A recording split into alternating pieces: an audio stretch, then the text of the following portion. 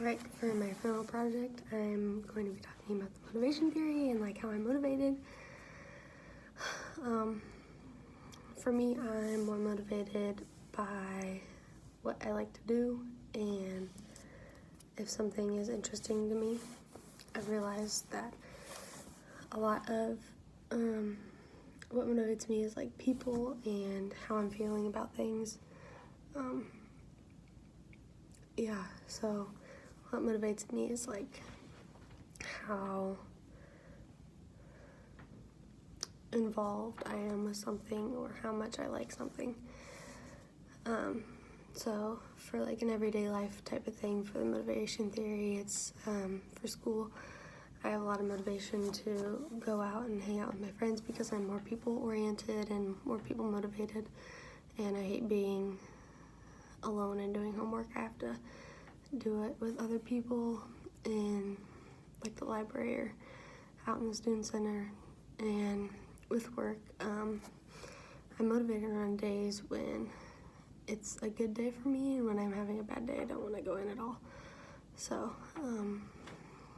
work is hard for me to get motivated to do, especially if it's like something that I would not enjoy. But so after watching the Enneagram and figuring out my number and how I'm motivated through that, I found that I am a 2, and I realized that I found out a lot about myself. I'm very motivated to put all my effort and energy into others and not focusing on myself. I feel like I have a bucket, and if that bucket is full at the beginning of the day, then I'll go out and fill other people's buckets, and at the end of the day, I tend to be empty. So I will go and listen to other people on how they're feeling and kind of get the energy from them, and I'm just kind of like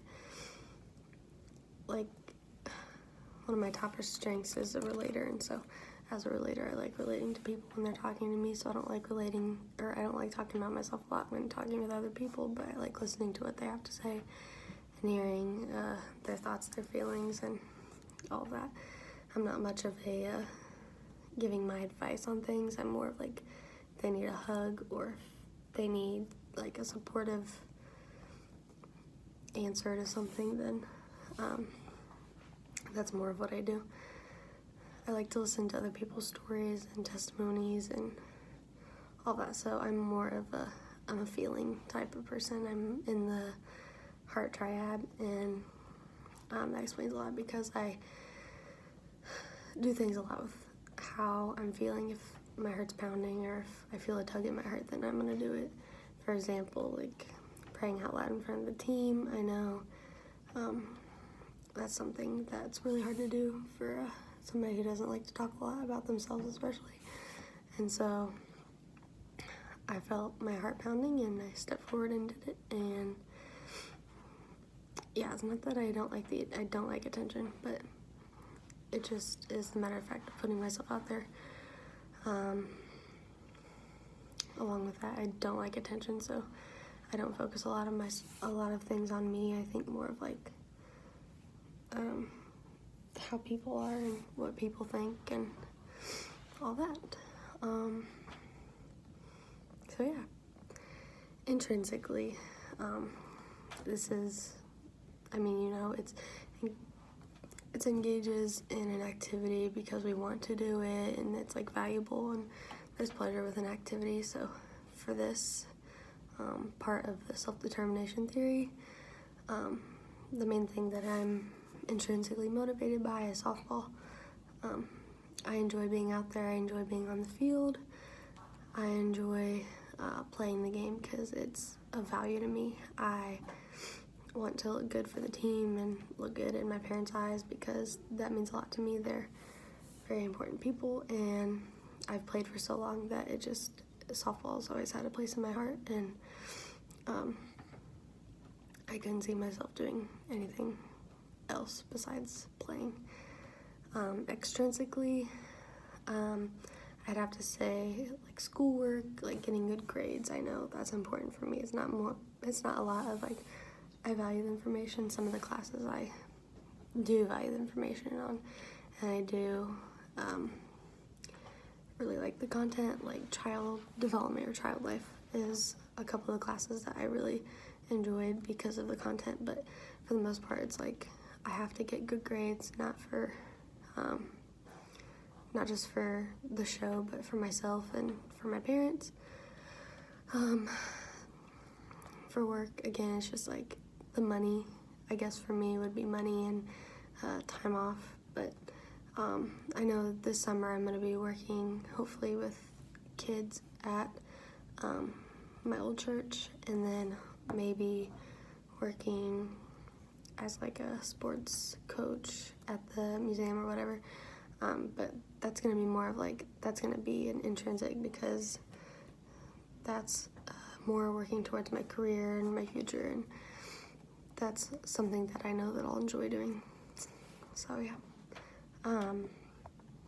I'm very fixed mindset. For me, if I get a bad grade, I'm like, well, I'm not very good. I don't really learn from it. I just kind of like, okay, well, this went bad, so I guess I'll just have to try harder next time, or I just got that grade, so it doesn't matter. So it's hard for me to want to learn from things unless it's something else. That's more of like my mindset for school and work. Again, I'm very fixed mindset. If that happens, I'm like, oh well, I'm gonna brush it off, whatever. I don't really care about the growth part of it, but for softball, I know I'm very growth mindset. If I don't do something right, I'm like, okay, how can I get better? What can I do better? How can I fix it? It's more of like, that's more of a value to me, and that's where I want to grow at, is in softball. And I know for my future job, that's something that will probably end up being more of a growth mindset in the future, but as of right now, it's just kind of like a fixed mindset, and it's not really very motivating for me in school. I kind of just sit back and whatever happens, happens. I mean, I work hard, but if I study hard and I don't get a good grade, then I don't find a way to change anything. I'm just like, whatever, I tried, but I'm not very motivated that way. But for softball, it makes me motivated because I want to be better. And the growth is the exciting thing about the sport.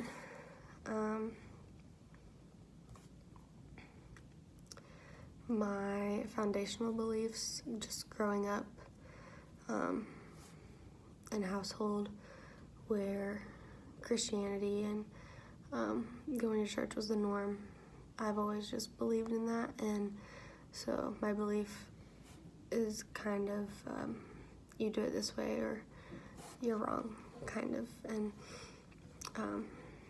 that was kind of like my dad's mindset, and I think that's kind of rubbed off onto me. If I am supposed to do it one way, I will do it that way, and if I don't do it that way, then I need to fix it.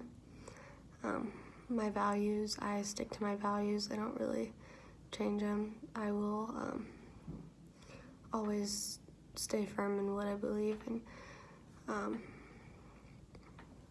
it's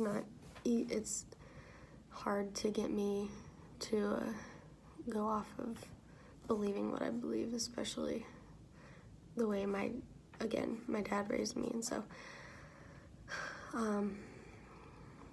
I'm motivated to grow more because of how much I've seen a change in the last year from being here and coming from high school. I know it was a big difference, but being at a Christian school, my freshman year, I grew from being a baby Christian to someone I didn't think I could be, and it's been really cool seeing that change, and I just see motivation to continue to grow. I know this year wasn't the best so far, but I'm hoping that over the summer is gonna get better for me, and I want to be more motivated to more devotionals and more reading the Bible, but I just gotta find that motivation to do it, and I think maybe working on rewards for myself, or I just need to find the value in reading the Bible, because I know it's hard to do, but that's something I really want to do.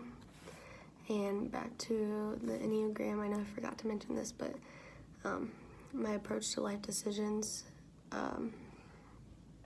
I make my decisions on how I'm feeling.